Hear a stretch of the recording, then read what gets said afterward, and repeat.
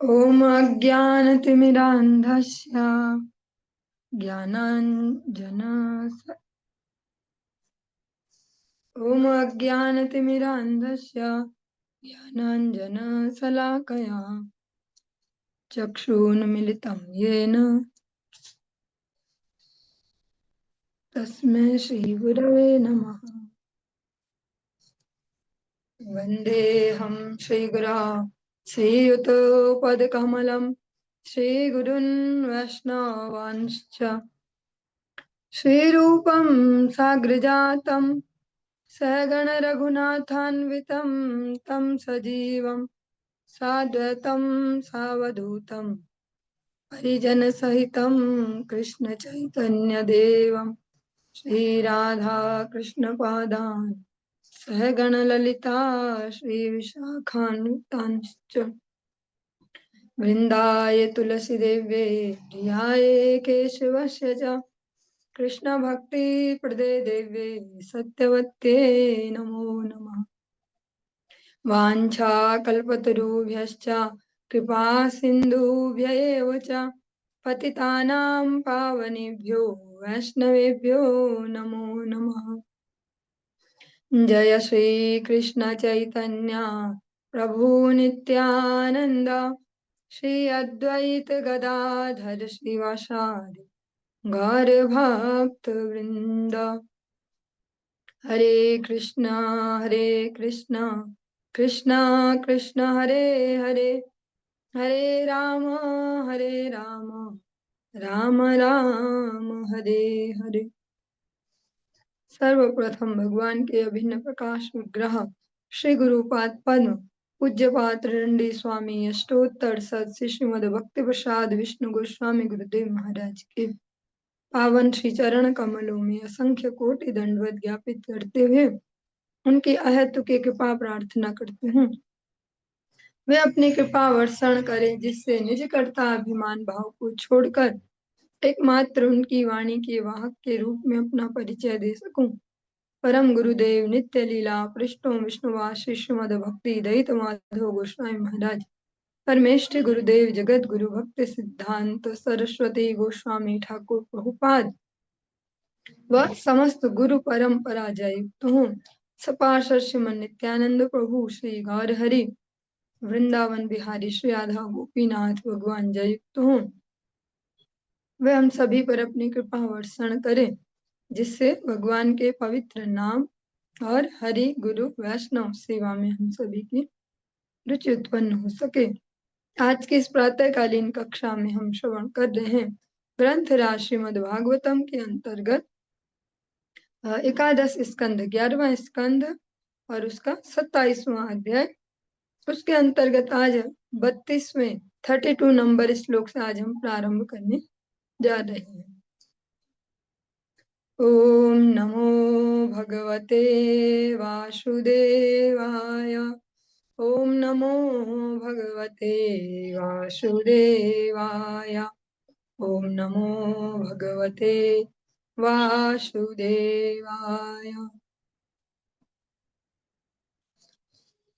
वस्त्रोपवीताभरणपत्रगन्धलेपनया अलङ्कुर्वीत सप्रेम मद्भक्तो माम यथोचितम्।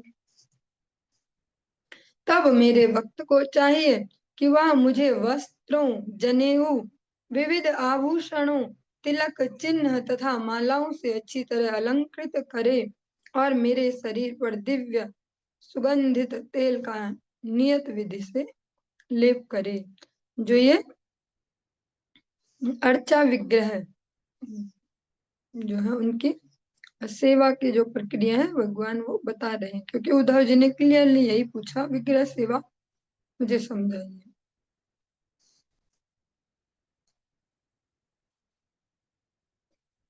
पाद्यमाचमनीयं च गंधम सुमनसोक्षतान् धूपदीपोपहार्याणि दद्यान्मे श्रद्धयार्चकः। पूजक को चाहिए कि वह मेरे पांव तथा मुंह धोने के लिए जल, सुगंधित तेल, फूल, अक्षत तथा इसी के साथ अगुरु, दीपक व अन्य भेंट भी चढ़ाए। गुड़ पायस सर विशेष पूप मोदकान संयावधि शूपांश्च नैवेद्यम सति कल्पयेत्। अपने साधनों के ही अंतर्गत भक्त को चाहिए कि मुझे भेंट करने के लिए गुड़, खीर, घी, ससकुली, जो एक तो हम बनाते हैं गेहूं के आटे की पूरियां, एक हो गया चावल के आटे की बनी, तो उनको कहा गया ससकुली। आपूप मीन्स जो मिष्ठान, कुछ मीठा। मोदक, संयाव, दही, साक तथा अन्य स्वादिष्ट भोजन भेंट करने के लिए व्यवस्था करे। अगर इसको प्रैक्टिकली आप समझना चाहें कि कैसे होता होगा, आप जब कभी आपको दर्शन करने का अवसर मिला हो, जो अर्चन आप वैष्णव वृंद से करवाते हैं या श्री गुरु महाराज जी से कभी देखा हो, तो इस प्रकार से सुंदरता से वो भगवान का अर्चन करते हैं। उसके बाद उनको प्रेम से भोग लगाना, नैवेद्य इत्यादि।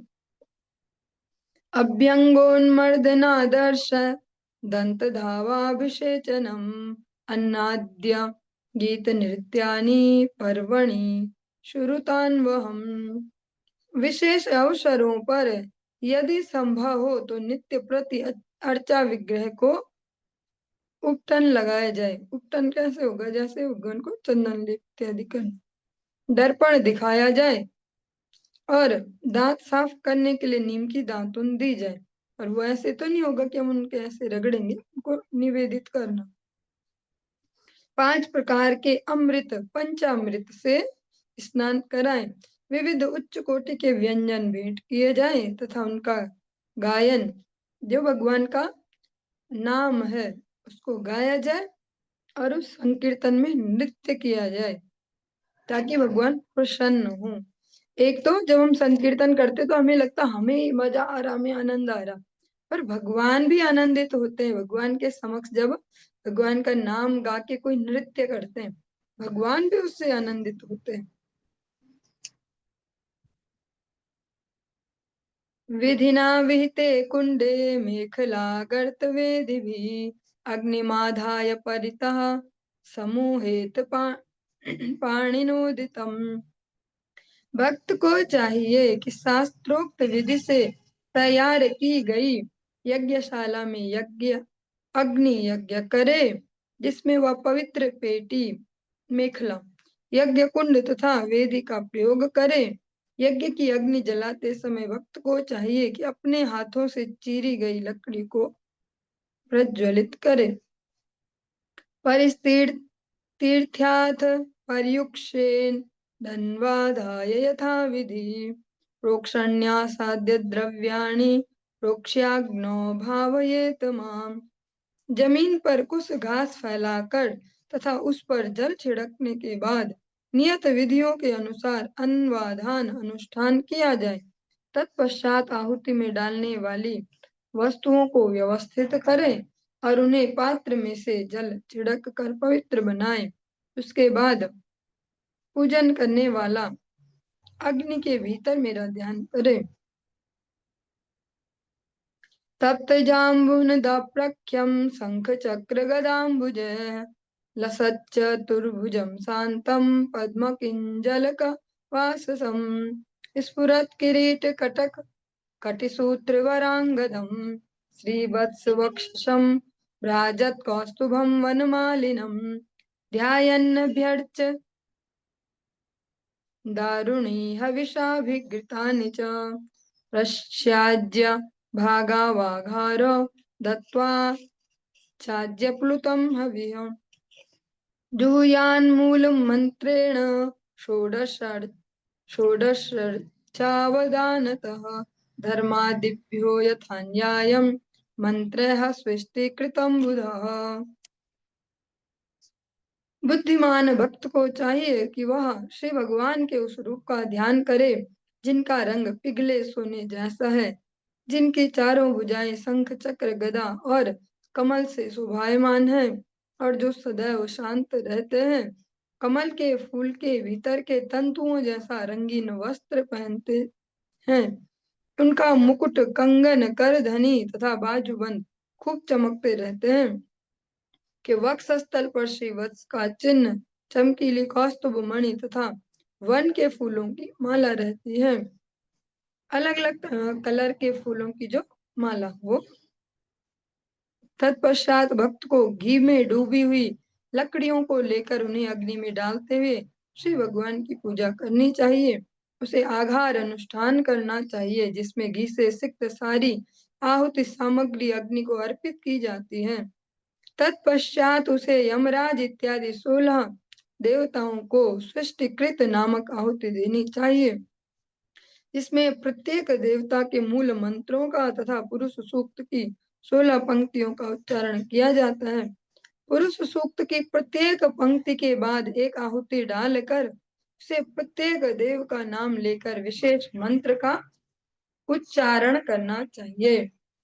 अभ्यर्चार्थ अभ्यचार अभ्यर्चयाथ नमस्कृत्य पार्षदेभ्यो बलिं हरेत् मूल मंत्रम जपेद ब्रह्म स्मरन् नारायणात्मकम्।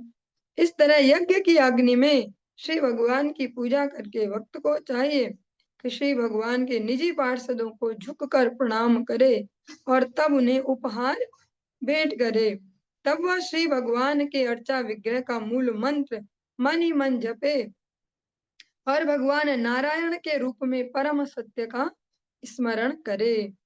दत्वा च मन मुच्छेषम विश्वक्सेनाय कल्पयेत् मुखवासम सुरभिमत तांबूलाद्य मथार्हयेत्। वह एक बार फिर अर्चा विग्रह को मुख धोने के लिए जल दे और जो भोजन बचा हो उसे विश्वक्सेन को दे दे। तत्पश्चात वह अर्चा विग्रह को सुगंधित मुख शुद्धि एवं पान का जो पान है उसको अर्पण करे। उपगायन गुण नृत्यन कर्माण्याभिनयन मम मत कथा श्रावयन श्रवण मुहूर्तम क्षणिको भवेत्। दूसरों के साथ गाते हुए जोर से कीर्तन करते तथा नृत्य करते, मेरी दिव्य लीलाओं का अभिनय करते और मेरे विषय में कथाएं सुनते और सुनाते हुए भक्त को चाहिए कि कुछ समय के लिए ऐसे उत्सव में लीन हो जाए।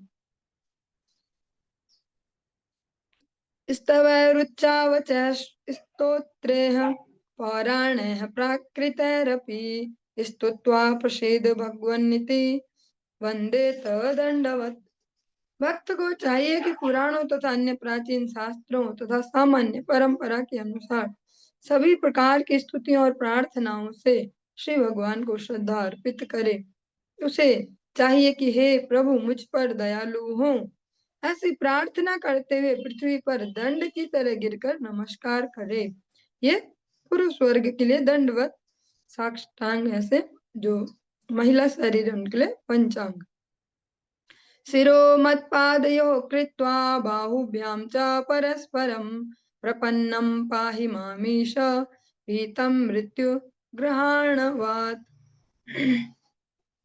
अर्चा विग्रह के चरणों पर अपना सिर रखकर और तब श्री भगवान के समक्ष हाथ जोड़े खड़े होकर उसे प्रार्थना करनी चाहिए। मैं इस भव सागर से अत्यंत भयभीत हूँ क्योंकि मैं मृत्यु के मुख पर खड़ा हूँ।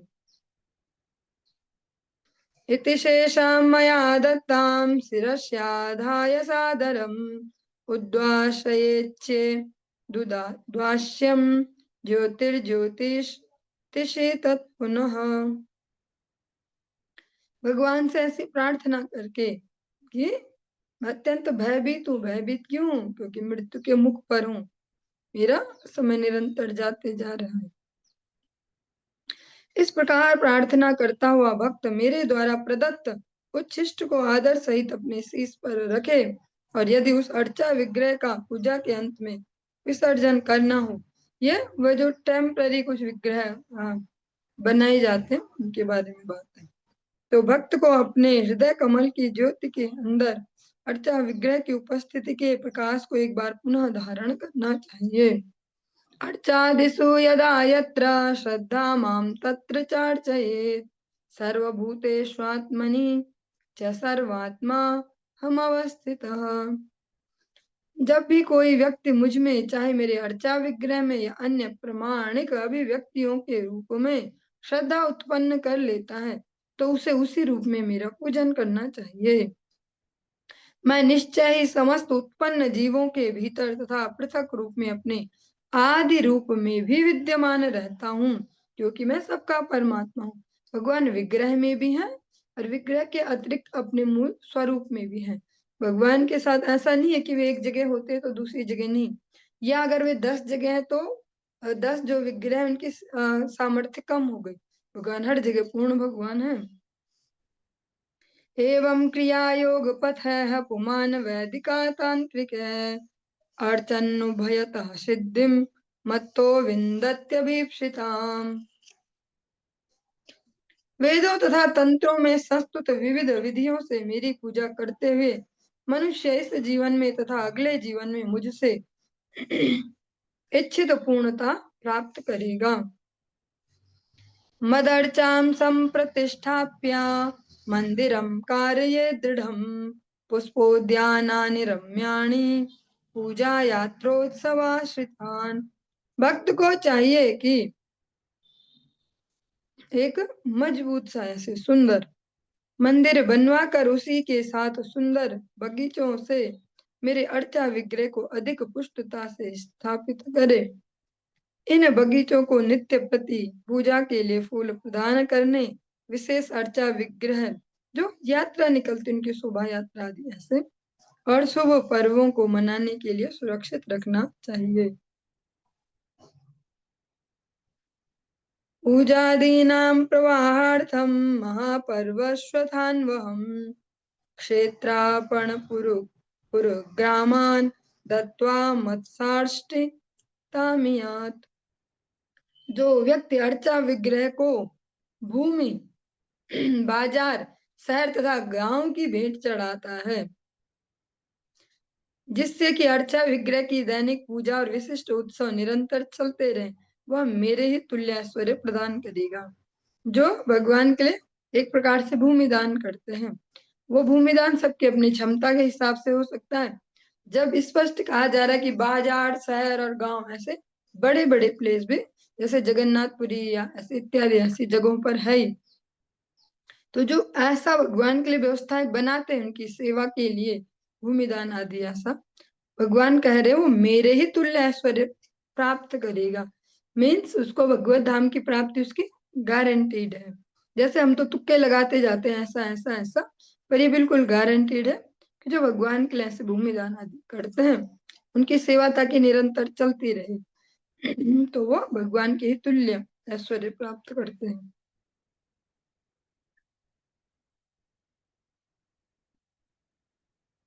प्रतिष्ठया सार्वभौमं सदन्मना भुवनत्रयं पूजादिना ब्रह्मलोकं त्रिभिर्मत्या त्रिभिर्मत्या मत हरिबोल पूजादिनां ब्रह्मलोकं त्रिभिर्मत्साम्यतामियात्। श्री भगवान की अर्चा विग्रह की स्थापना करने से मनुष्य सारी पृथ्वी का राजा बन जाता है। श्री भगवान के लिए मंदिर बनवाने से तीनों लोकों का शासक बन जाता है। अर्चा विग्रह की पूजा तथा सेवा करने से वह ब्रह्म लोक को जाता है, और इन तीनों कार्यों को करने से वह मुझ जैसा ही दिव्य स्वरूप प्राप्त करता है। मामेव नैरपेक्षेण भक्ति योगेन विन्दति भक्ति योगम सलभत एवं यह पूजयेत माम। किंतु जो व्यक्ति सकाम कर्म फल पर विचार किए बिना भक्ति में लगा रहता वो मुझे प्राप्त करता है। इस तरह जो कोई भी मेरे द्वारा वर्णित विधि के अनुसार मेरा पूजन करता है वह अंततः मेरी शुद्ध भक्ति प्राप्त करेगा। या स्वदत्तां परैर्दत्तां हरेत सुर विप्रयोः वृत्तिं सजायते विडभु वर्षाणाम युतायुतम। जो व्यक्ति देवताओं या ब्राह्मणों की संपत्ति चुराता है, चाहे वह उन्हें पहले उस व्यक्ति द्वारा दी गई हो या अन्य किसी के द्वारा, उसे 1 करोड़ वर्षों तक मल के कीड़े के रूप में रहना पड़ता है। जैसा इसको कैसे समझ सकते हैं प्रैक्टिकली, जैसे देखते हैं कोई मंदिर था या कुछ था, उस पे किसी दबंग से व्यक्ति, गुंडा टाइप ऐसे जो भी कब्जे कर लेते हैं ऐसे, और ऐसा चलता ही रहता है हमेशा हमेशा से।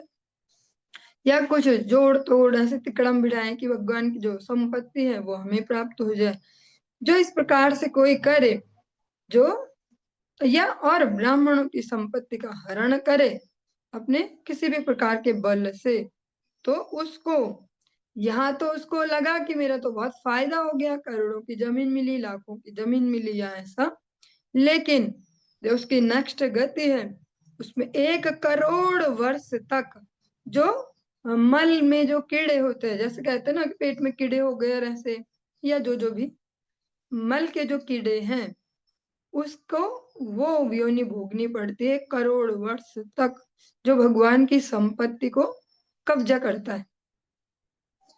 कर्तुश्च सारथेर्हेतोर नुमोदितो रेवो च कर्मणां भागिना प्रीत्या भूयो भूयसि तत्फलम्।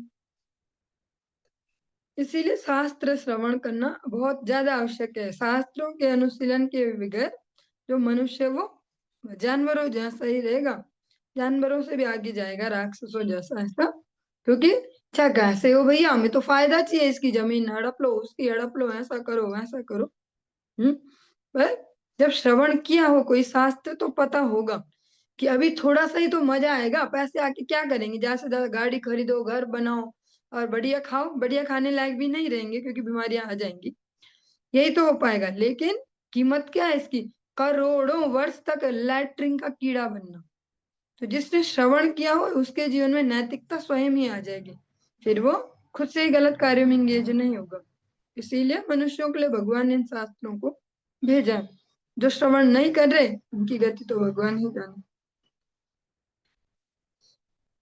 न केवल चोरी करने वाला व्यक्ति अपितु उसकी सहायता करने वाला, या जो अपराध के लिए उकसाता है या मात्र अनुमोदन करता है। एक तो वो गया बड़ा खिलाड़ी जो करे ऐसे कब्जे और ऐसा, और एक हो जो उसके सहायता कर रहे हो, सहायता ना भी कर रहे हो, कुछ ऐसे भी हो जो कि हाँ जी हाँ जी, या कुछ ना भी बोल रहे हो, उसको सही गाइड ना भी कर रहे हो, वो सब भी अगले जीवन में पाप फल में वो भागी बनेंगे। उनकी भागीदारी की कोटि के अनुसार ही उन्हें उसी अनुपात में फल भोगना होगा। स्पेशली यहाँ क्लियरली यहाँ भगवान ही स्वयं उद्धव जी के माध्यम से ये कह रहे हैं, और इस कलयुग में तो ये विशेष रूप से प्रासंगिक है। यहाँ तो है ही, कैसे ही कब्जा हो जाए, वहां कब्जा हो जाए, वहां कब्जा जाए, वहां सरकारी जमीन, वहां वो सब तक तो चलो झेलने लायक होगा। पर किसी ने गलती से कोई भगवत कोई संपत्ति हो ऐसी जो जिससे भगवान की सेवा में यूज होती हो, या भक्तों का धन, उसको जो हरण करते हैं, फिर उनको अगले जो जीवन है, जिनको कि कोई मानते नहीं आज के समय में, पर जो होते हैं, उन जीवनों में फिर लैट्रिन का कीड़ा बन के गुजारना पड़ता है। यहाँ हो सकता है बहुत पावरफुल व्यक्ति हो, बहुत पावरफुल नेता हो, धनी हो, ऐसा वैसा वैसा, पर अगली बार क्या बनेंगे, ऐसे मल के कीड़े, उनको कहा गया। इस प्रकार से जो हमारा ये 27वां अध्याय एकादश स्कंद का ये संपूर्ण हुआ। 28वें अध्याय में हम प्रवेश कर रहे हैं। इसको नाम दिया गया है ज्ञान योग। श्री भगवान वाच परस्वभाव कर्माणि न प्रशंसेन्न गर्हयेत् विश्वमेकात्मकं पश्यन् प्रकृत्या पुरुषेण च। पूर्ण पुरुषोत्तम भगवान ने कहा, मनुष्य को चाहिए कि किसी अन्य व्यक्ति के बद्ध स्वभाव और कर्मों की न तो प्रशंसा करे न ही आलोचना, प्रत्युत उसे इस जगत को भौतिक प्रकृति और भोक्ता आत्माओं के सम्मेल के रूप में समझना चाहिए, क्योंकि वे सभी एक ही परम सत्य पर आश्रित हैं। न तो अति स्तुति न अति निंदा। अति क्या, नॉर्मली भी निंदा नहीं करे तो बढ़िया है। स्थिति का तो ये कि वो कहीं कहीं पे करनी पड़ती है जहाँ पे आवश्यकता हो।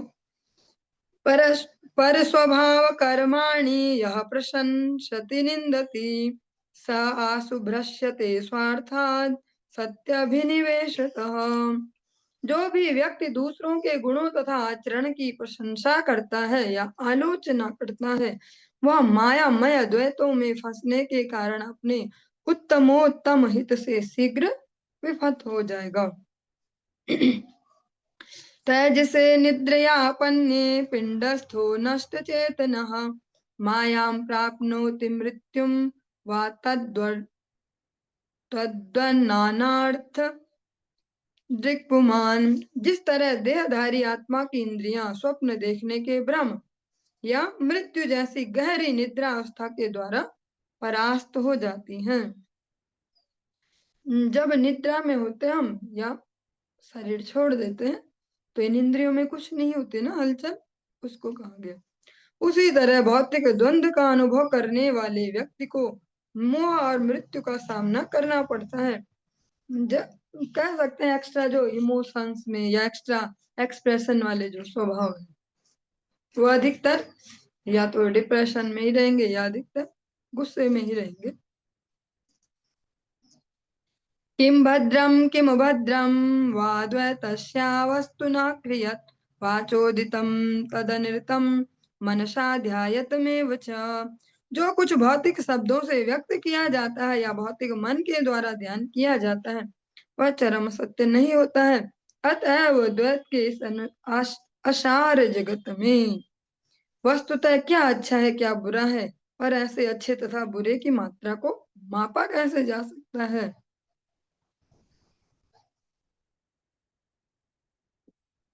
सरल भाषा में कहें तो बिना शास्त्रीय प्रमाण के अपना दिमाग चलाते हुए जो मति प्रशंसा यति स्तुति वाले जो वैसे स्थिति में जाते हैं उसको कहा गया।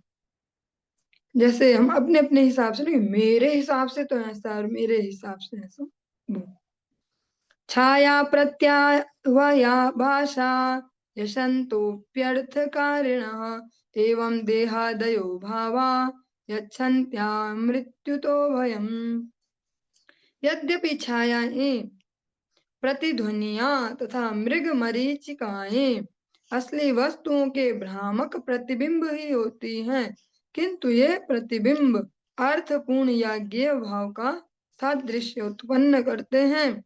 इस तरह यद्यपि भौतिक शरीर मन तथा मिथ्या अहंकार के साथ बद्ध जीव की पहचान भ्रामक है, किंतु यह पहचान मृत्यु पर्यंत उसके भीतर भय उत्पन्न करती रहती है।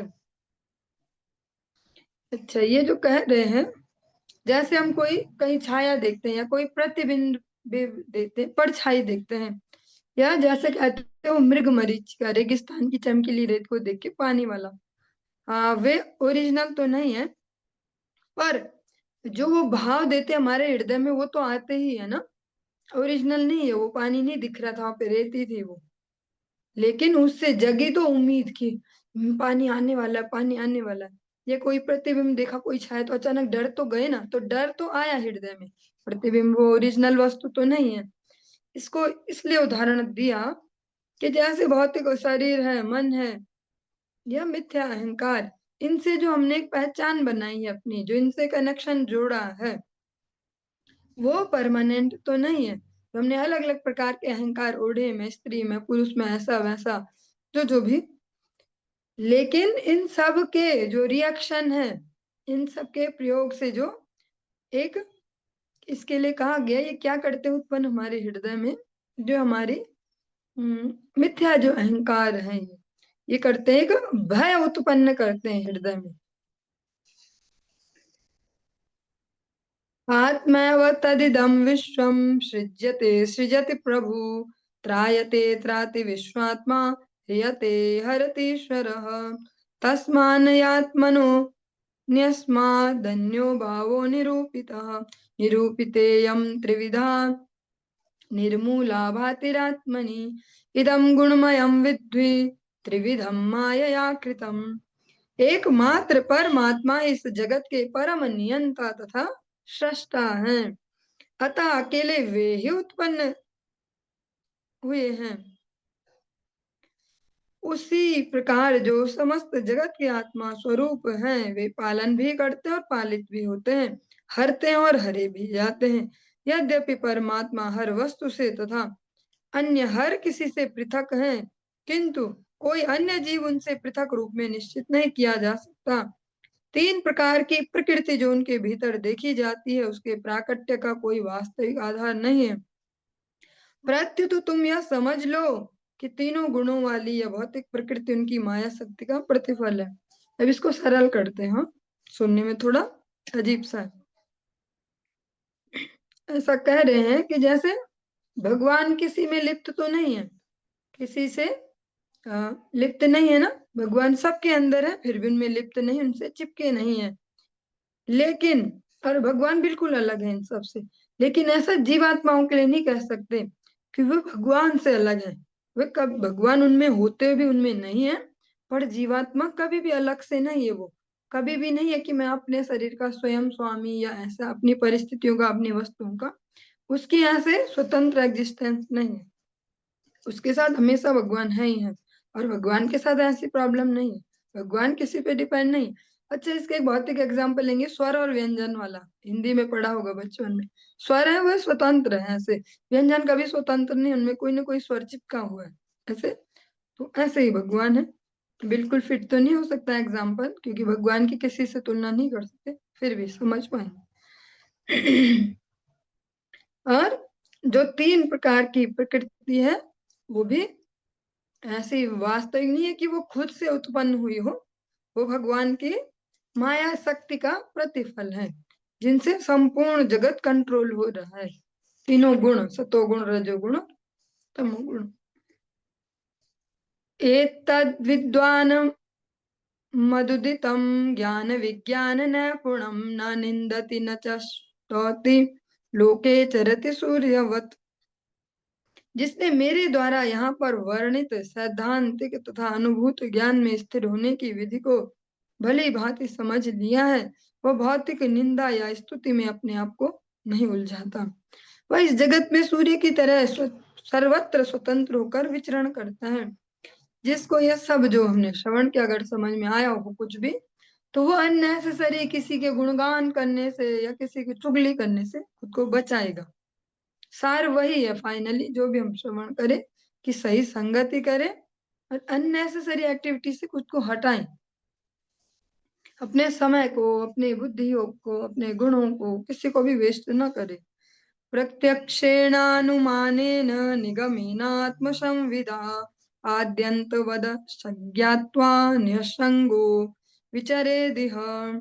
प्रत्यक्ष अनुभूति, तर्क संगत निगमन, शास्त्रोक्त प्रमाण और आत्म अनुभूति द्वारा मनुष्य को यह जान लेना चाहिए कि इस जगत का आदि तथा अंत है, अतः यह अंतिम सत्य नहीं है। इस तरह मनुष्य को निर्लिप्त भाव से जगत में रहना चाहिए। अच्छा, 4 प्रकार के प्रमाण होते हैं जिनसे हम किसी भी चीज को सही गलत या ऐसा डिफाइन करते हो। 4 प्रकार के क्या है? एक तो प्रत्यक्ष अनुभूति, प्रत्यक्ष जो देख के हमने पता किया। एक तर्क संगत निगमन, और उसको लॉजिक से उसको सही फिट करना कि नहीं भैया ऐसा होना चाहिए, ऐसा होता है ऐसा। एक है शास्त्रोक्त प्रमाण, किसी शास्त्र के रेफरेंस से हम उस चीज को समझें। एक हो गया आत्म अनुभूति, जो हृदय में हम अनुभूति प्राप्त करते हैं। एक तो बाहर जड़ इंद्रियों की अनुभूति है, एक अंतस्थल में जो अनुभूति है। 4 प्रकार से भगवान कह रहे हैं, चारों प्रकार से उसको एक चीज सेट कर लेनी चाहिए अपने दिमाग में। क्या चीज है? कि ये जगत नॉट परमानेंट, हमेशा के लिए नहीं है, इसका आदि भी है और अंत भी है। तो जिसको यह समझ में आ जाए कि भैया दुनिया परमानेंट नहीं है, तो वो यहाँ फिर घुस घुस के नहीं रहेगा, ऐसे चिपक चिपक के निर्लिप्त भाव से जगत में रहे कि भैया कुछ समय के लिए है ये शरीर, कुछ समय के लिए है ये परिस्थितियां, कुछ समय के लिए हूं मैं इस दुनिया में, कुछ काम के लिए आया हूं इस जगत में। उस पर फोकस करे, नहीं तो यही चिपका चिपकी में लगे रहे ऐसा। श्री उद्धव उवाच नैवात्मनो न देहस्य संसृतिर्दृष्ट दृश्ययोः अनात्म स्वदृशो ऋष कश्य स्यादुपलभ्यते। श्री उद्धव ने कहा, हे भगवान, इस भौतिक जगत के लिए यह संभव नहीं है कि वह दृष्टा रूपी आत्मा का अनुभव बने या दृश्य रूपी शरीर का अनुभव बने। एक और जहाँ आत्मा स्वाभाविक तौर पर पूर्ण ज्ञान से समन्वित होता है, वहीं दूसरी ओर भौतिक शरीर चेतन जीव सत्ता नहीं है। तो फिर इस भौतिक जगत का यह अनुभव किससे संबंधित है? आत्मा व्ययो गुणः शुद्धः स्वयं ज्योतिर्नावृतः अग्निवद्दारो वदचिद्देह कस्येह संश्रितिः। आत्मा अव्यय, जो खत्म नहीं होता, खर्च नहीं होता, जिसमें कमी नहीं आती। दिव्य, शुद्ध, आत्म प्रकाशित तथा किसी भौतिक वस्तु से कभी न ढका जाने वाला है। यह अग्नि के समान है, किंतु अचेतन भौतिक शरीर काष्ठ की तरह, लकड़ी की तरह मंद है, अनभिज्ञ है। अतः इस जगत में वह कौन है जो वास्तव में भौतिक जीवन का अनुभव करता है? मीन जो भी हम इस जगत में अनुभव कर रहे हैं, सब एक प्रकार से भ्रम ही है, अगर समझ पाए तो। क्योंकि अभी हमारा चेतनता उस स्तर पर नहीं है, इसलिए हमारे लिए सब वास्तविक ही है। इसलिए वास्तविक हमारे जीवन में रिएक्शन भी आते हैं, सुख की, दुख की, सारी। श्री भगवान वाच यावद्देहेन्द्रिय प्राणैरात्मनः सन्निकर्षणम् संसारः फलवांस्तावद् पार्थोऽप्यविवेकिनः। पूर्ण पुरुषोत्तम भगवान ने कहा, जब तक मूर्ख आत्मा भौतिक शरीर, इंद्रियों तथा प्राण के प्रति आकृष्ट रहता है, तब तक उसका भौतिक अस्तित्व विकसित होता रहता है, यद्यपि अंततो गत्वा यह अर्थहीन होता है।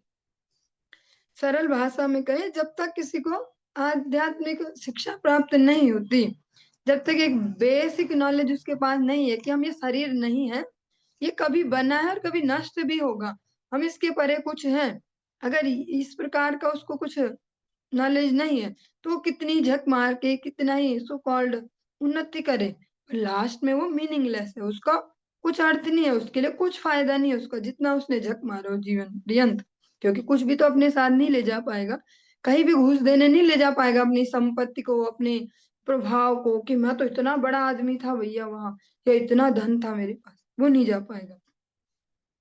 अर्थेय विद्यमानेऽपि संश्रितेर्न निवर्तते ध्यायतो विषयानस्य स्वप्नेनर्थागमो यथा। वस्तुतः जीव भौतिक जगत से परे है, किंतु भौतिक प्रकृति पर प्रभुत्व जताने की उसकी मनोवृत्ति के कारण उसका भौतिक अस्तित्व मिटता नहीं, और वह सभी प्रकार की हानियों से प्रभावित होता है, जिस तरह स्वप्न में घटित होता है। सपने में भी हम जो भी देखते हैं वो ओरिजिनल तो नहीं है, पर वो फीलिंग तो आती है ना, कभी डरे या कभी खुशी हुई, वो तो आती है। ऐसे ही जो जीव है इस भौतिक जगत से परे है, किंतु जो उसका स्वभाव है यहाँ कंट्रोलिंग वाला, या एक प्रकार से स्वामी बनने वाला, व्यक्तियों का स्वामी, परिस्थितियों का स्वामी, वस्तुओं का स्वामी, उसकी वजह से वो अपनी जो वास्तविक स्थिति है, चेतन स्थिति, उसको नहीं समझ पाता, तो इसलिए भौतिक अस्तित्व बना रहता है, भले वो परमानेंट नहीं है। तो उससे जो जो भी रिएक्शन है वो उसको प्रभावित करती हैं, कभी गुस्सा भी आएगा, कभी दुख भी होगा, सुख भी होगा, उस सब से वो प्रभावित होता है। यथा या प्रतिबुद्ध्य बुद्धस्य प्रश्वापो वह्नर्थभृत स एव प्रतिबुद्धस्य न वै मोहाय कल्पते। यद्यपि स्वप्न देखते समय मनुष्य को अनेक अवांछित वस्तुओं का अनुभव होता है, किंतु जग जाने पर वह स्वप्न के अनुभवों से तनिक भी भ्रमित नहीं होता।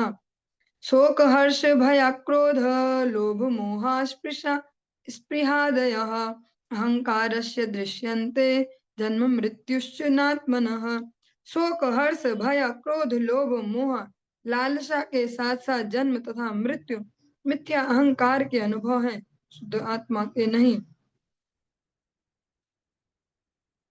देहेन्द्रिय प्राण मनोभिमानो जीवोऽन्तरात्मा गुण कर्म मूर्ति सूत्रम महानित्य हृदेव गीतः संसार आदावति काल तंत्र। जो जीव अपनी पहचान गलती से अपने शरीर, इंद्रियों, प्राण तथा मन से करता है, और जो इन आवरणों के भीतर रहता है, वह अपने ही बद्ध भौतिक गुणों तथा कर्म का रूप धारण करता है। वह समग्र भौतिक शक्ति के संबंध में विविध उपाधियां ग्रहण करता है और इस तरह सर्वोपरि काल के कठोर नियंत्रण में भौतिक संसार के भीतर इधर उधर दौड़ने के लिए बाध्य होता है। मतलब शरीरों का परिवर्तन उसका चलते रहेगा और उनके अनुसार वो भटकते रहेगा।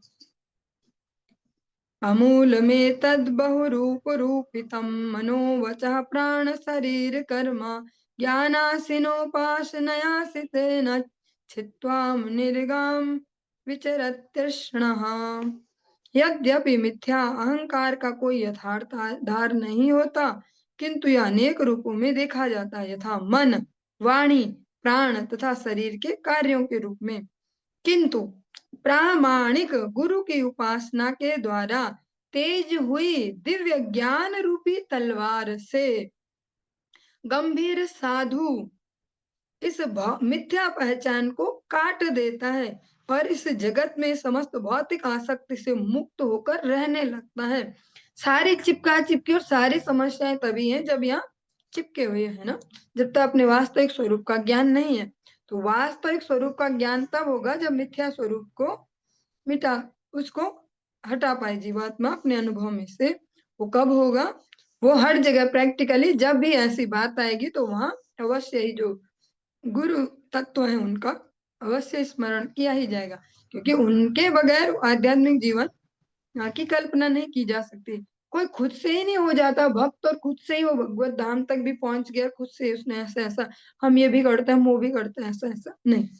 एक प्रामाणिक गुरु, जो प्रामाणिक गुरु परंपरा से संबंधित हो, भगवान के एक निष्ठ भक्त हो, ऐसे गुरुदेव की उपासना, उनकी सेवा शुश्रूषा, उनसे प्रसन्नता से तब वो जो बुद्धि है वो बारीक हो पाएगी और उसमें धार लग पाएगी। उससे वो जो मिथ्या अपनी पहचान है, जो जो भी जिसने जो जो भी पाली है, वो कट पाएगी और तब हम अपने वास्तविक स्वरूप को, वास्तविक स्वरूप में भगवत दासत्व के रूप में खुद को समझ पाएंगे। अभी हम कितना ही सुनते समझते हैं पर प्रैक्टिकली अनुभव में तो नहीं है ना। तो वो तब तक नहीं हो पाएगा जब तक यस्य देवे परा भक्ति यथा देवे तथा गुरु नहीं हो जाता। इसीलिए भक्ति राज्य में भी एडमिशन लेने वाले अंधाधुंध है, पर आगे तक जा पाने वाले फिर धीरे धीरे धीरे धीरे जो सिंसियर है वो भक्त गिनती के रह जाते हैं, क्योंकि बहुत सूक्ष्म है ये राज्य। लेकिन इसमें निरुत्साहित होने वाली कोई बात नहीं है। इसमें ये जो जहाँ पर है वहीं से प्रयास रखे और प्रार्थना करे निरंतर भगवान से कि मुझे ऐसे सेवा के अवसर मिले जिनसे मैं अपने प्रारब्ध को धो पाऊं। मेरा जो ये स्मृति है, जो ये याददाश्त है, ये सही रूप से डिजाइन हो पाए। अभी इसकी गलत डिजाइनिंग हो गई, हमने गलत गलत स्वरूपों को अपना समझ लिया, तो सही स्वरूप की ओर बढ़ पाए, जिसको आध्यात्मिक भाषा में बोलते हैं स्वरूप सिद्धि। तो हे भगवान हम उस ओर बढ़ पाए, ऐसे सेवा अवसर मिले। कोई आर्टिफिशियली नहीं आंख बंद करके बैठे और 10-10 घंटे ध्यान लगाते हैं तो शायद बन गए एक दिन ब्रज गोपी और चले गए धाम में, ऐसा नहीं। प्रैक्टिकली यहाँ जो हमारे पास है, मन, इंद्रिया और बुद्धि, जो जो भी है, उनको जब फुल्ली डेडिकेटेडली ढंग से नियोजित निवेशित करेंगे भगवान और उनके भक्तों की, जो आचरणशील भक्त हैं, ऐसे भक्तों की सेवा में जब नियोजित करेंगे तब धीरे धीरे धीरे धीरे वो धूल हटेगी। चलिए आज की इस चर्चा को यहीं पे विश्राम देंगे, इससे आगे हम कल की कक्षा में श्रवण करेंगे। हरे कृष्ण।